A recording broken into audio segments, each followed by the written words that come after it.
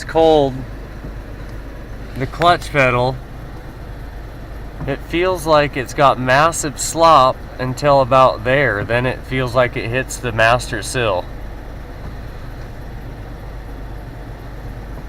You should have a little bit of play, about that much.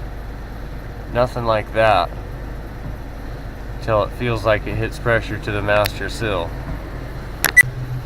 So I warmed it up, and I only have a little bit of play now. So riddle me that. All I can think of is that the master is warming up and sealing up better somehow, because the clutch is working better and everything. I could barely get it in gear when it was cold. Now it's shifting just fine.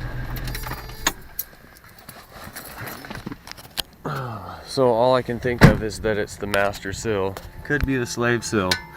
But I've been through this before. I've seen the clutch pedal sitting on the floor before, and I thought it might be the pressure plate. It turned out being the master sill. That was a rookie mistake by myself, but anyway, I've ordered a master and slave sill for this thing,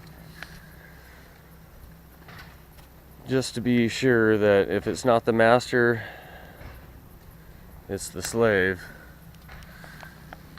So that'll take care of the problem. Anyway, next story.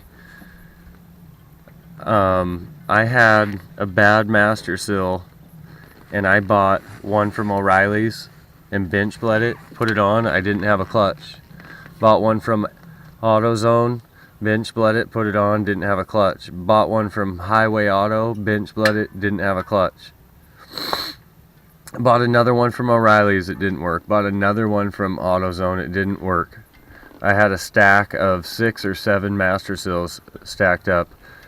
Bought an aisin one for $80 measly, bench bled it, put it on, I had a clutch. So moral of that story is, buy Toyota parts.